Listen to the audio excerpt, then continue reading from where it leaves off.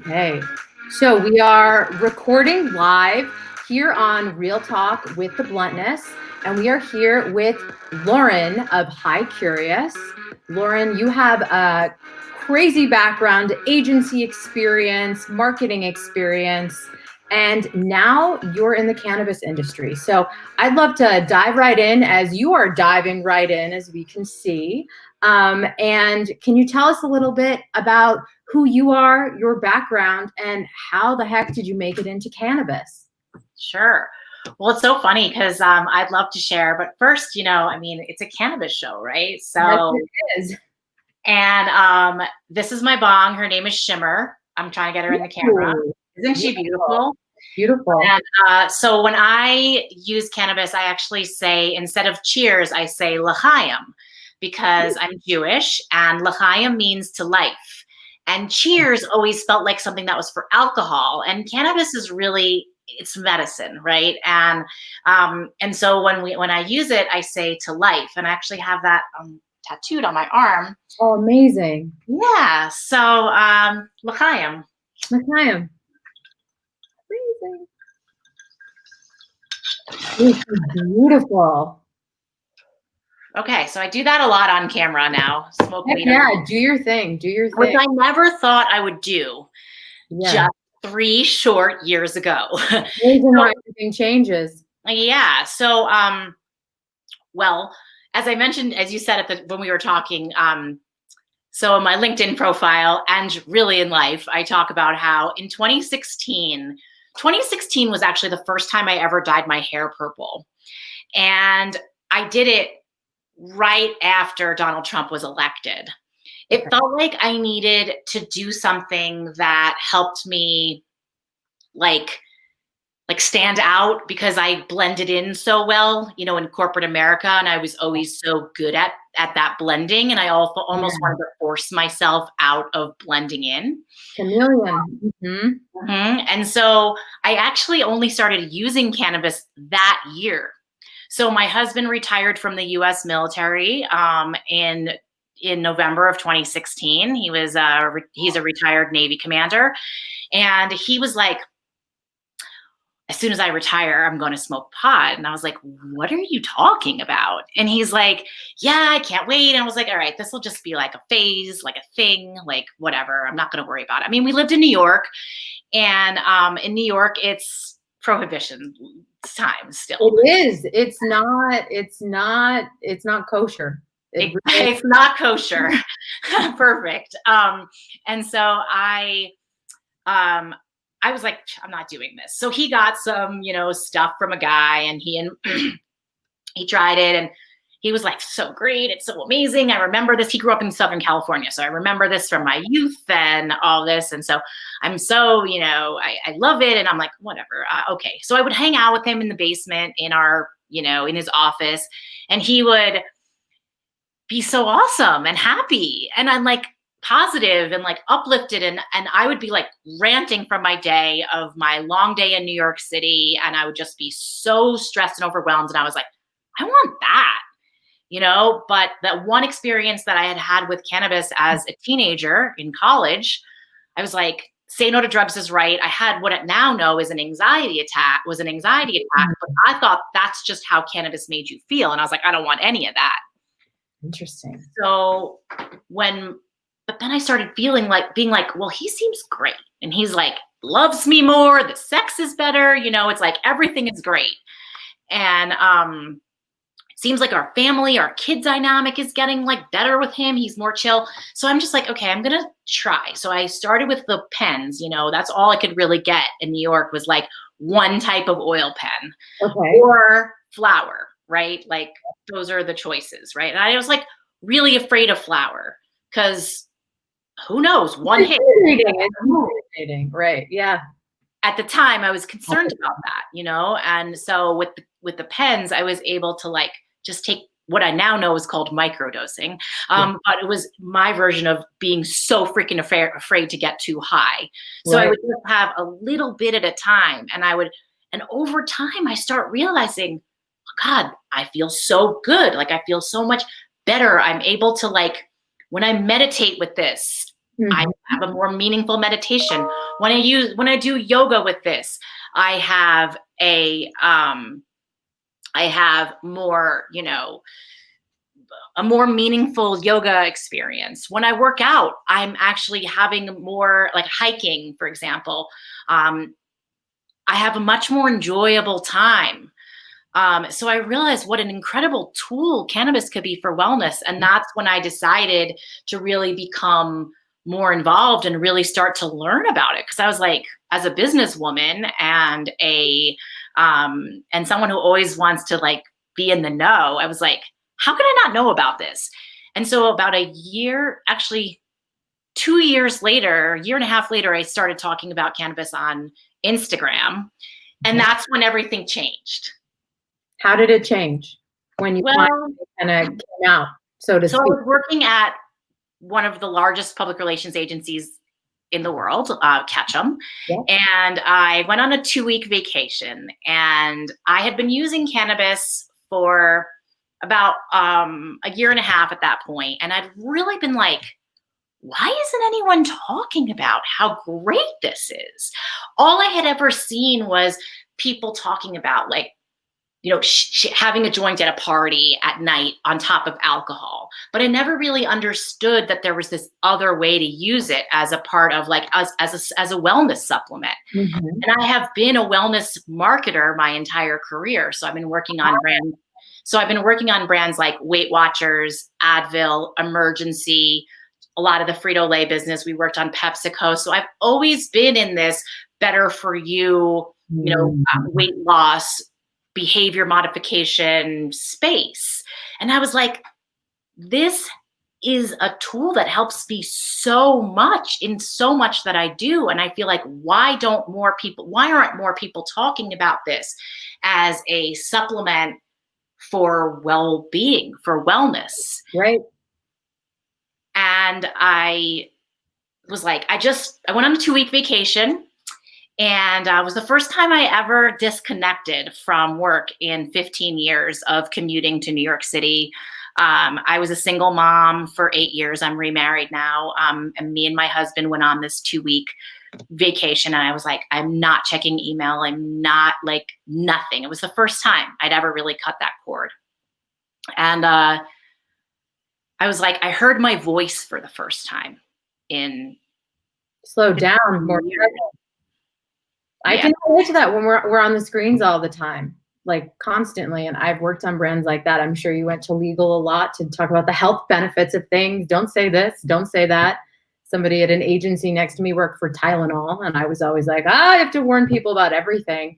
And those years can pass quick when you're looking at comments and screens and emails. So yeah, but the beauty of working in those regulated industries really helped me figure out, what would work and what wouldn't work in cannabis. And it's been incredibly interesting to follow the industry over the course of the past 3 years and see how marketing, you have to be a really creative marketer to do well in the cannabis industry. And it's not, traditional, I think to some extent, traditional marketing, cannabis people are like, I wish we could do traditional marketing, but traditional marketing doesn't actually work anymore. So like I'm working, so we have to, it's good. It's like we're being pushed to evolve. You know what I mean? So I think I don't know, that's why I love being in this industry, because it's like everything's new. Everything's the first time, it's so cool. That's what I love, how you speak about it, because it seems like a very deeply personal, like, whoa, this is the first time I'm taking in my surroundings and really being grounded and present. So you have this very personal experience with it. And what you're saying about all the regulatory, I worked on the brands like that too. I worked for an insurance company, Liberty Mutual, and I still believe that was the best prep I had for working in cannabis, because it's deeply personal to people. It's incredibly creative, but you need to know what kind of the ground rules are, which are always changing, as you know. And I completely relate to that. I love how you're pulling your experiences together. So if you're working in weight loss and fitness over the last 15 years as being that really emotional tie, is like how do you match the inside and the outside, and and cannabis is so closely related to that.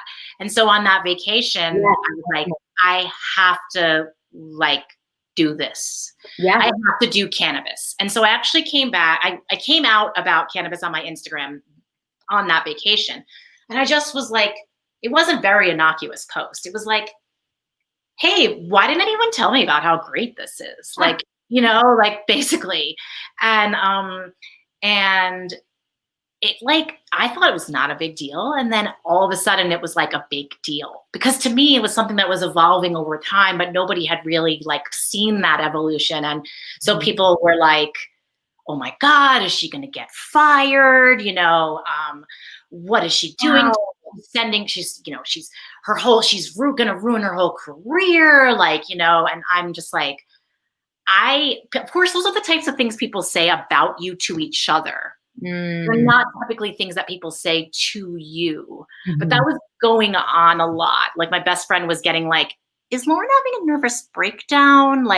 And so, I went to Ketchum and I said, I would love to be able to develop a cannabis specialty for the agency. I had developed a fitness specialty for the agency 4 years prior and really helped build influencer relations as a practice at Ketchum. And so I was really excited to be able to do that in the cannabis space. But, at that time, it was 2018. That was before the farm bill even passed. So hemp wasn't even legal yet.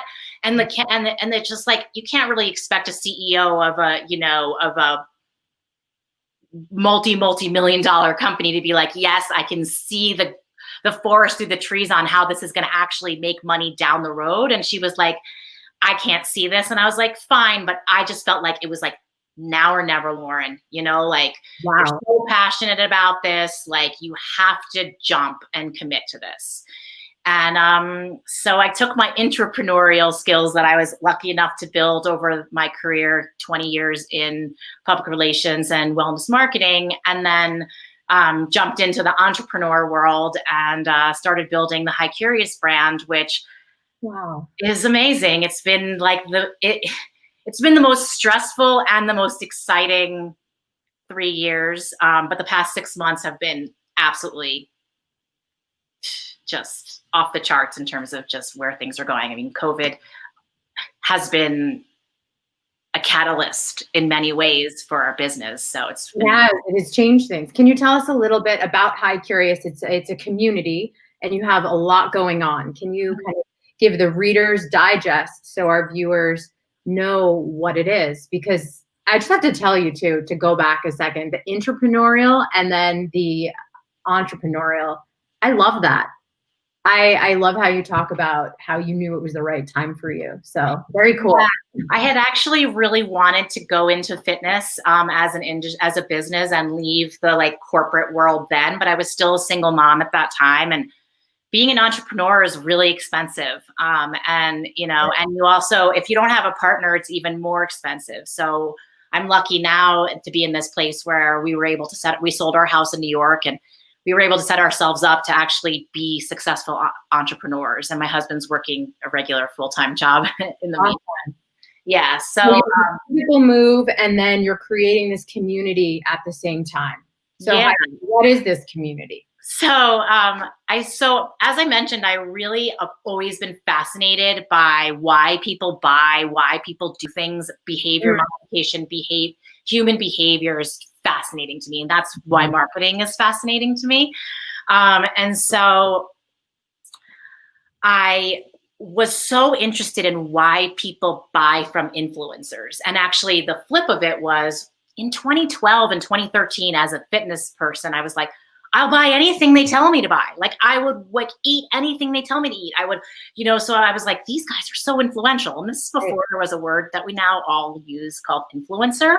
But that was then. And I was like, these guys could sell anything. And so we created this incubator called Ketchum Fit. That was what I created internally at Ketchum. And we helped fitness influencers or fitness professionals start to think of themselves as, what could it look like to become an influencer? How could I make money, from this? Because fitness professionals could only make money selling their time, right? And so they only had a certain number of hours. So how could they, so that was kind of what I brought to catch them. So for now, I've taken that idea and I've turned it into a cannabis advocate incubator. And that's really the idea behind the High Curious Network, because when you want to start sharing your cannabis journey, like I did, it's not always safe. And number one, Instagram, like you come out on Instagram, who are the people who are like wanting to, you're going to be like your friends and family who are like, oh my God, she's off the deep end, right? No, you're looking for a community who's like going to accept you and like, have gone through what you're going through, because, you know, cannabis isn't going to be accepted by everyone. And your new happy lifestyle with this plant isn't necessarily going to be like, you know, your mom's favorite topic. So you need a place to be able to share and find like-minded people, to be able to get the language, to be able to get the research, to be able to really like, there's not enough out there, you know, to be able to prove to people that this thing, this plant that we're so passionate about is all the things we say. So having other people to help us is really what the High Curious Network is all about. And the advocates, and it's been so natural for me to connect with influential people on social media over the course of the past 3 years in cannabis. That's how I've built my brand and how I've built my business, because working with influencers comes naturally for me. So I was like, who are the people that I need to find and connect who can teach me these things? And what I came to find out was Instagram hates us. And, you know, we can't share any pictures of the plant. No consumption. No consumption. Right. We can't, but honestly, even when there's no consumption, the thing about cannabis is like a lot of people, we all have a lot of haters, because haters gonna hate. And, right. You know, and so like you may piss somebody off, or they piss you off, or whatever, they're a dick, and you have like whatever, things happen. It's right. business. And someone can actually flag you and report you. And that's something that like your haters will do in cannabis, because they know you'll get banned that way.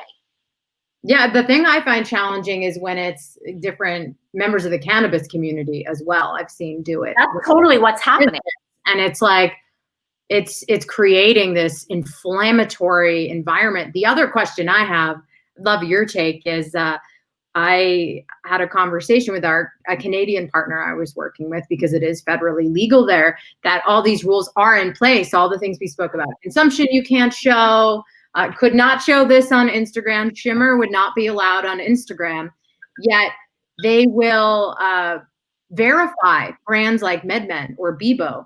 So I asked the Canadian partner, what the heck? And they said something to the effect of, it was legacy. I'm like, legacy since when? Like, cannabis has never been federally legal.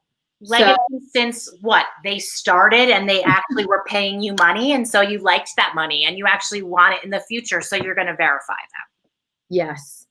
Oh, I love how you're talking about this, because as a marketer, this is something we battle every day. You could be taken down at any point. I had someone making up a fake name. That's the thing that drives me nuts. It can be a fake name that reports you. Why isn't there a rule that you have to use your real name and a photograph? With a real email and a photograph. I mean, you have to, do you know how many hoops you have to go through to like get your Instagram back? You have to post a picture of like your face, and then, you know, it's like, why shouldn't the follower be able to have to do that too? But anyway, forget it, because you got me going. The way I started thinking about this, so in April of 2019, I was so frustrated with like the concept of building my community on Instagram. I was like, so basically I'm going to spend all this time and money, right, building a community on Instagram, which Instagram could just poof, take away from me at any time. As a businesswoman, that sounds like a terrible ROI. Yeah. So I was like, okay, I need a place to grow community and a place where I can go back, remarket, you know, actually like have people to talk to, not just always be advertising, you know? Right. So I was like, I'm going to build an app. So I found this amazing app developer called Disciple, which is based in UK, and they have this really cool platform that allowed me to build a community app that has an incredible live stream capability. So I've actually turned it into the High Curious Network. The way I see it is I run a little mini internet network, right? We have about probably 30 hours of original content live every week. And that includes like shows from advocates and experts around the country and the world. Actually, we are connected in a lot of other countries. Yeah, and we've had on someone from Poland. We've had on a bunch of people from Canada. So yeah, I have great contacts in South Africa and New Zealand and India, and it's really so interesting to think about, you know, how cannabis is growing around the world. And so if you tune into the High Curious, when you download the High Curious app, what you get, it's available on iOS and Google Play, is you get basically what looks like a community wall, similar to how, you know, basically the way I describe it is like how Facebook wanted to be back in the day, and then it lost everything that was good about it. The original heart of Facebook. I talk about that too. It's so funny. There were good intentions and good things happening at the very beginning. You remember when, like, you as a brand marketer, so like as a brand, you could join. I remember I worked on the Bertolli business back then, and it was when it was owned by Unilever, and we were so excited about the community that we could build for Bertolli on Facebook, because those would be like their rabid fans, the ones who would like want all the coupons, but also like, you know, now, I mean, then they didn't have these capabilities, but post all the content and like be their advocates. Yeah, all of it. Exactly. So I'm like so excited about brands coming on the High Curious Network, because what they can do is they can build their community, and they can go live to their community. They can provide exclusive deals, exclusive content for their community. They can poll their community. It can be their focus group, you know, and it's people who are so excited to be a part of that. So the energy is so good. And like, so the High Curious Network is really a place for brands. Well, really, it's really for cannabis advocates and cannabis newbies.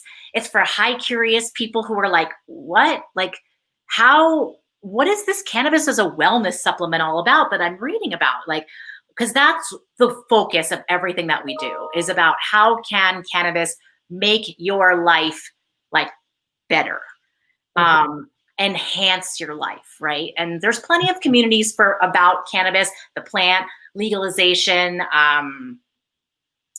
all those things. Of course, we cover all those topics here, but wellness is the galvanizing.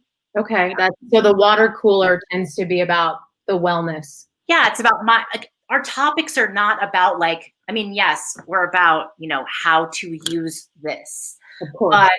But we're about what is in here and why this choice and why this bowl, because I use this as like a dosing bowl to be able to make sure that I'm not like having too much at a time, you know, I say like how many, there's 4 or 5 hits in here. I'm very clear on that. It's always the same every time. Like, you know, so we're about teaching that for sure, but it's also about mindfulness. So every Monday I have a show called Becoming Intentional, where people come on and we set our intentions for the week. So I share my intention, and then in the comments, people share their intentions, and then we work on maybe like people, sometimes their intentions and goals are the same thing, they think, but an intention is really about a way you want to show up in the world versus a goal is like something that you want to get done. Yeah. So I say like, let's try to be a human being, not a human doing, and like set the intention for the week. How do I want to be? So my intention for this week, for example, is I am balanced. And my balance, I know, is between like home and work, because I can get really involved in work and like shut myself off in this office, or like ignore my kids for like a week. I mean, they're 15 and 19, so it's fine. They're 15 and 19. All they want to do is play video games. Ignoring them is good. But but like this week, the 15-year-old really needs me because he's doing this homeschool thing and like it's new, this stuff. So my intention is I am balanced, and that gives me permission throughout the week to put down work. Like, for example, like on Tuesday I had committed to something, but I was like, you know what? Chase he needs me today. And I said, I am balanced this week. Next week I can put more into work. So cancel a meeting. It helps me just like set my priorities, my intention for the week. So, and I use cannabis as a part of intention setting because it helps me. And it's also, but cannabis for me, it's like all about the mindfulness. Like when I use it, it's for a particular purpose. Like today I knew that using it for this interview is going to help me express myself in ways that I'm not constantly overthinking every little thing that I say, which I sometimes will do in an interview type setting. Cannabis helps. I get it. Cannabis helps me with that, so it's an intentional use that I'm really promoting. And that's for me, that's what the wellness thing is really all about. It's about, why are you using this? What are you using it for? How do you want it to make you feel? Wow. And so you can have that conversation on High Curious, the community. That's something you'd feel comfortable throwing out there to the community. Oh my God, we're having that kind of conversation all the time. We're having that in our lives.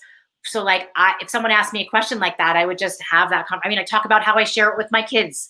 Because I use cannabis with my 19-year-old, and I have been since he was 17. And I talk about how that came to be and how we deal with it with our 15-year-old, which is going to be really different than how most people are dealing with their 15-year-olds. And like, that feels like what that feels like my mission in my generation is like my mission to say, like, for that Gen Z generation to be like, let's not have so much, crazy about this. Like, let's be like, I have a cannabis bar. Okay. And I have actually a cannabis room, just saying. And in there I have like my dab bar. And then we also have like a bar. It's my husband's my husband's grandfather's 1930s alcohol bar. Right. Oh, I love that vintage stuff. And we like refitted it a little bit. It still has alcohol in it because, we're not against, I don't really drink anymore since I started using cannabis, but like we respect that alcohol's fun and has its place. So we have that. And then we outfitted the top and the side with like cannabis. And on top, I keep all my pipes and like, so it's like a display almost, and people will before COVID, people would walk into my house and be like, you have kids that live here. Like, and I'm like, yeah. So this is art, this is glass, and they know what it's for. Right. So everything's super open on the app. Tomorrow night actually is the debut of our happy hour, our Thursday night happy hour, which is at 6:11 Mountain Time, so 8:11 Eastern. Okay. It's called Meet Me in the Shed, and it's for parents who need a minute. I love it. So we have this new group on the app called the We Shed.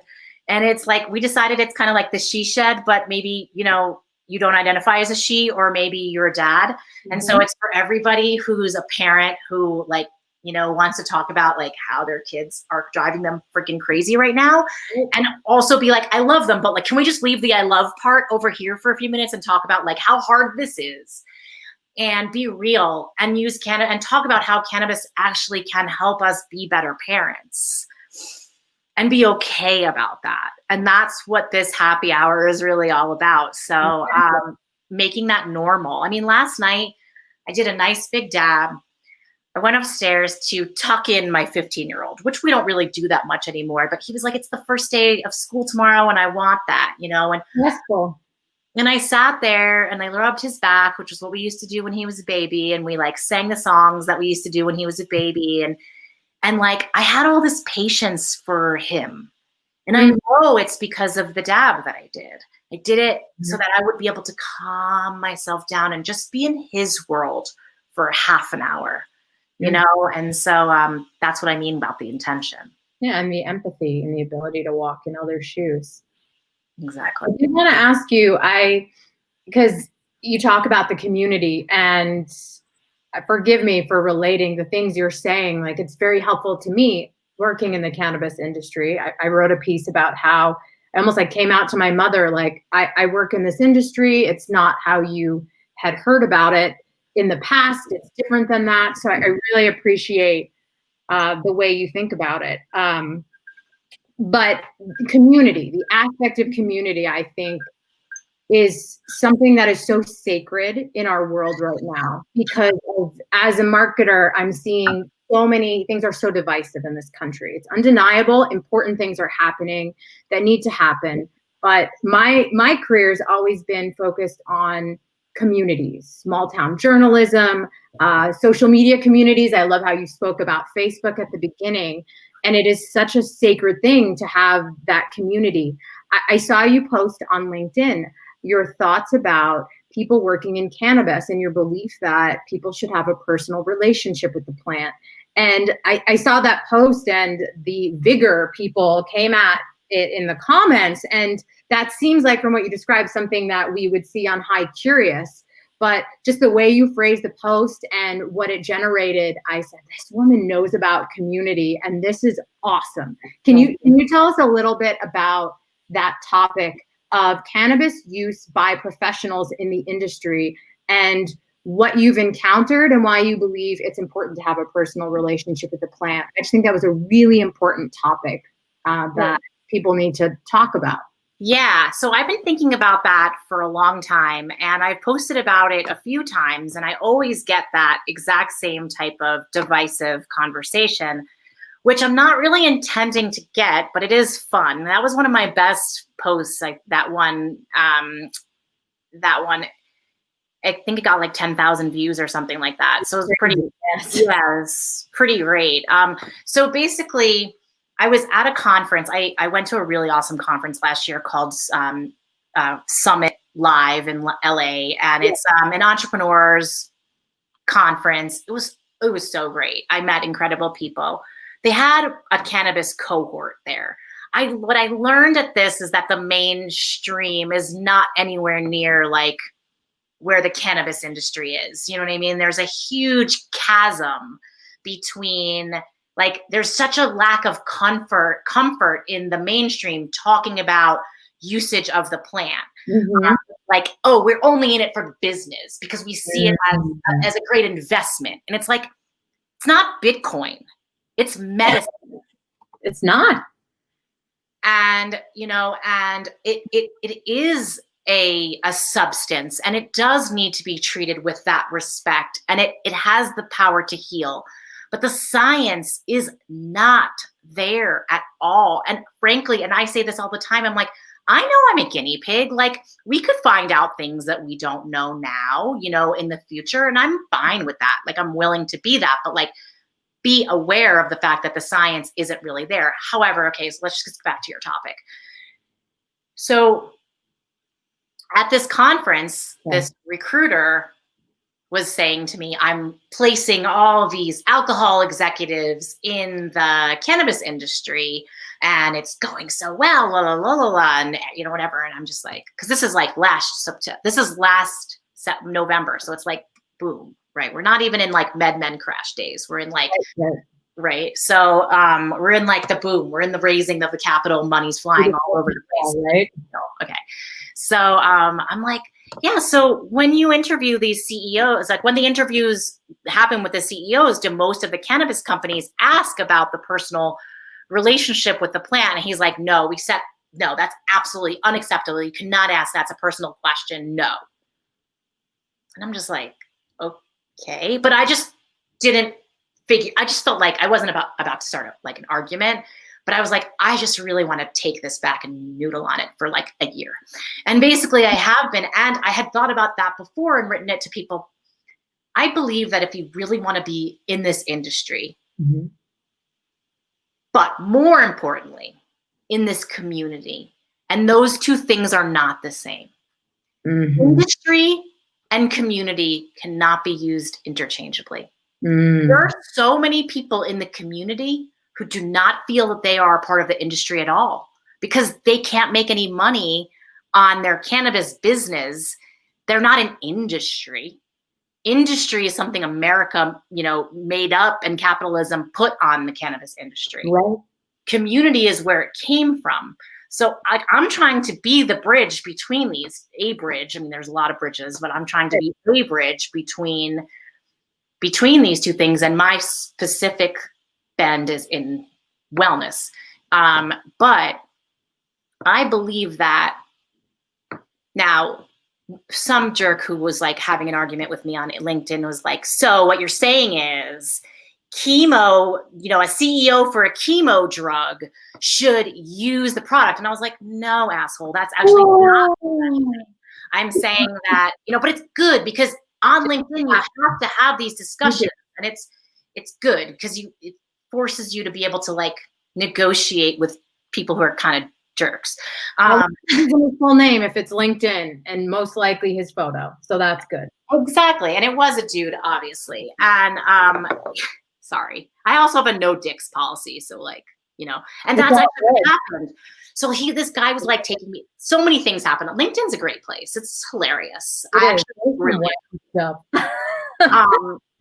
It's way more fun than Instagram in like, from a brain standpoint. Yeah.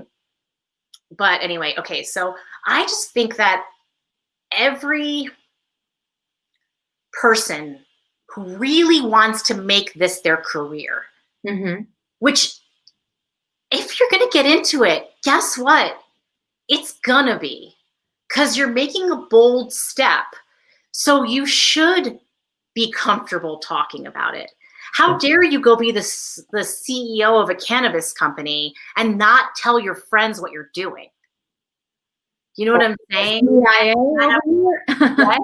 CIA? It's like the CIA. Exactly. It's like you should be when you're a CEO of something, you should be shouting it from the rooftops. You should be excited about how it works, what it does, and how it can change the world.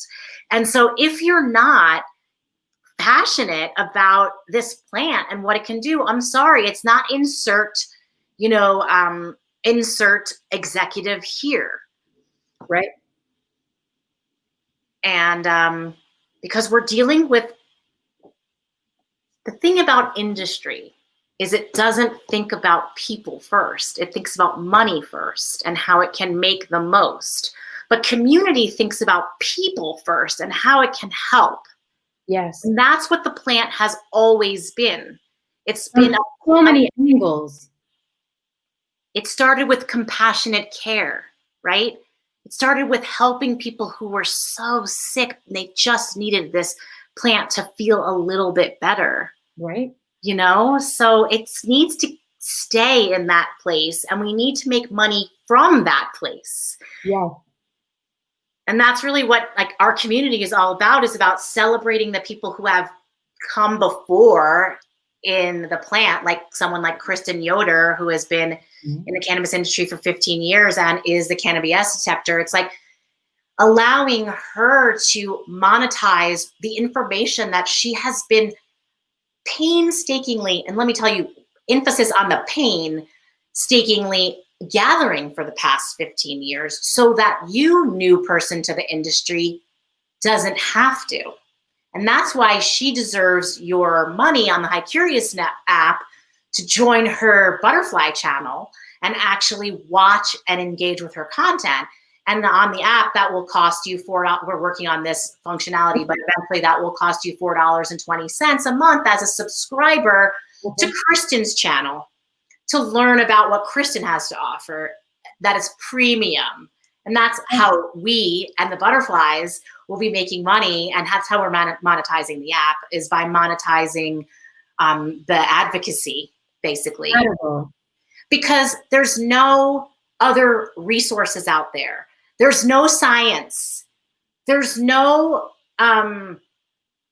there's no research, period. And no fucking companies are paying for research. So as soon as we have, and when because we're about to we're going to do a friends and family round in September, and then probably and then go from there. But when we raise money and we get to a place where we're investing our money in some sort of charity thing, which we're always going to be investing in people, but when we actually invest in like something, it will always be in research. Because working in food and wellness my whole career, what I know is, in order to do really good marketing, the kind of marketing that helps people, you have to have scientific evidence to be able to communicate to the consumer. Yes. And I'll just use she, because she needs to know and she deserves to know where her medicine is coming from, who is growing it, who is making it, how far away from the plant is it? It's kind of like, I see our people as almost like the registered dietitians of cannabis, right? Mm-hmm. There's nothing to register to yet. We're just learning, and we're all sharing our body of knowledge on the High Curious Network through our journeys. And it also sounds, having my partner grows cannabis, as I mentioned, for a living. And something incredible with him is I didn't even know there were certain questions to ask about the biology and the botany aspect of the plant. So it sounds like High Curious might be a place where you can find out there are questions to ask that you didn't even know. Yeah, so actually, that's a great point. On Thursdays, Thursday mornings at 9, all of our shows start on the 11s, because I don't know, we're spiritual like that. So at 9:11 Mountain Time, there's a show called Rewilding with Lala Gardens. And the whole concept of her show is about learning to bring nature back into our lives more. And she's really an expert in the microbial world. So she's a grower. But what she's teaching is how to ask what's in your food, what's in your medicine, how to, cleanse, how to think about like using plants as more partners in our lives. Yes, the cannabis plant, but all plants. And what Tina is going to be able to sell on the app is her time and expertise on, being an incredible grower and everything that she's learned through her 15 years of Korean natural farming that she's been learning from this amazing teacher I believe he's based in Sacramento. Okay. And then she'll also be able to sell all of her products. So she's making her first product is called Angel's Lettuce. And we named that together because it's the opposite of the devil's lettuce. Get it? Nice. I love it. Yes. And actually it's a product that is made from wild lettuce that Tina forages for and grows in her garden here in Fort Collins, Colorado. And then she extracts this, basically it's from the elements of the plant, and she extracts this wild lettuce tincture. And that wild lettuce tincture, which is called Angel's Lettuce, is available in our High Curious box, which is the first box that we're selling on our Shopify store right now. It actually ships next week. So it's the first, and you'll be able to, so you'll be getting this product. And what it's amazing about it, and I've been using it for 6 weeks, it promotes lucid dreaming. Interesting. And I was like, bullshit. But it really freaking works. And I'm a big dreamer, so I don't know if it's just, enhancing my dreams, if it's a placebo effect or what, but I'm really enjoying the exploration of it. So it's cool to be able to work with people like Tina, who's able to bring this whole new concept of microbial gardening to the app. So there's then that show is for so many different people. It's for people who want to ask questions about what's in your products. It's also for people who want to learn to grow. And then, so it's awesome. That's why the content is so fun, because it's coming from a person sharing their actual passion, their experience and their expertise, their heart, It sounds incredible, Lauren. I can't thank you enough for sharing just your personal perspective. I think that's the beautiful thing about working in the cannabis industry, is meeting people who are able to draw on their past experiences, no matter how different they are from where they are presently. And where do you think we'll see you in 5 years? Okay, so I have a great vision for 5 years. In 5 years, we will own, hopefully in 1 year, we will own a property here in Colorado. Okay. And in 5 years, it will officially be the High Curious Homestead, which will be our headquarters for our company and content making location, as well as a place where people can come, and by then, hopefully we'll be able to travel safely again, but people can come and experience a healthy cannabis lifestyle in Colorado and see really for themselves what is this all about? And really try on the like high curious lifestyle, you know, and see like, oh, these people are so awesome and normal, and I actually want to be more like this lifestyle. So I actually call it, again, with the Jewish stuff, I call it the cannabis kibbutz for now, because the way I envision it is kind of like commune meets homestead, where like people are able to like live on our, you know, on our property while we build this company, so that we can build it all together, and everyone can be successful as a whole and separately. Because that's really the vision of High Curious. If you think about how you think about a pine cone, Mm-hmm. how the center of the pine cone can have just like infinite numbers of little seeds attached to it. Yes. And that's how I envision High Curious is the center that goes down the core of the pine cone. And the butterflies are all of the pine, like the little seeds. And that's why it will always, people will be always able to attach to the mothership, rather than the traditional way people have built business like this in the past, which is you have to build a team, or you have to like have, you know, no, everybody gets to connect in to the larger piece. And that's what community is really all about. And, you know, you said at the top, you asked me a question about community, and I just wanted to finish up by saying, like, I built all of this, the energy, all the ideas have been there for a long time, but this energy has been built during this time because of people's hunger for community right now. Yes. On March 16th, I just started inviting all my followers to a Zoom call. I was just like, hey guys, like, let's talk. I want to know what's going on where you live. I want to know where and I just started doing this, and I was like, hey, I'm going to launch this app. I didn't mention this, but like the app, I had to put it on a shelf for a while due to the App Store issues. So right when COVID, basically the App Store not accepting cannabis apps, I was like, screw this, I'm not going to spend time. So when COVID happened, I was like, I'm going to try to launch this app. And I invited my followers, just like, hey, I'm going to try to launch an app. Like, let's do it together. Since March 16th, we've never missed a 10 a.m. Zoom call, maybe canceled one or two, but and it's evolved. And now it's kind of our business meeting that we have, our daily touch base that we have every day. But it started off with, where are you in the world, country, whatever? What's going on where you live? How do you feel about it? Yes. Like, is there anything we can do to help you right now? And basically everyone would just turn their camera on and share.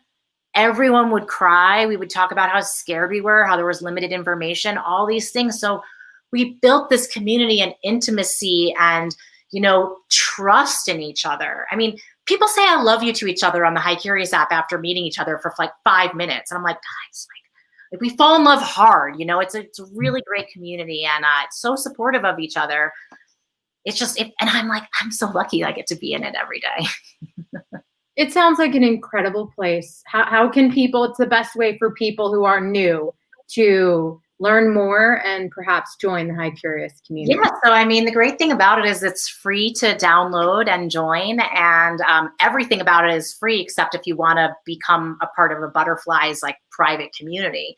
So you can search for it on Google Play and the iOS store. And I can also provide you guys with just a direct link to sign up if that's helpful. Yeah, and then you come in and you're put right away into the community cocoon, and you can post there and introduce yourself and fill out your profile. And I promise you, when you do and you introduce yourself on the community cocoon, about 6 butterflies will flock over to your post and comment and welcome you. Another way to join and just come on one of our live streams and comment in the posts in the live and introduce yourself. We're doing a lot of giveaways right now, and basically if anyone comes on and is new, we just give them free stuff. So it's a really good idea to just come on, because we're giving away about 50 giveaways right now. So everybody's pretty excited. It sounds incredible and something the world needs more of now. And Lauren, thank you so much for being so vulnerable and passionate about what you do. It truly is amazing to see someone so dedicated to community and sharing their story to Well, help thank us. you. And thanks for doing this. I can't wait to support you and the things that you guys are doing. So let me know how we can support, getting this podcast out and promoting your brand. And I'd love to also meet your partner. And if he wants to build something on the app, I would love to know about that. Cause we gotta move the money around in cannabis. Agreed. And make those connections. And you sound like you have the perfect formula for being the glue in this industry. So. Well, as my friend Sarah, who is the CEO of Cannabis, she created this really cool concept called Future Cannabis Millionaire. And I feel like that's where we all kind of sit right now, right? We're just like, we're future cannabis millionaires, right? I love it. And it's all of us. Rising tides lift all ships. And do you want to give us one more shimmer? Can we see shimmer? I'll show you shimmer. We'll do one last hit to maybe I actually happen to have my Future Cannabis Millionaire mug literally right here. So we'll give a little shout out for my and I can't get the camera right. I love it. Isn't it cute? Because it's a mirror image. All right. So l'chaim. L'chaim. Thank you, Lauren from High Curious, for joining us. And thank you, Shimmer. Awesome. Thanks, Lauren. We'll talk to you soon. Thank you so much. Take care. You too.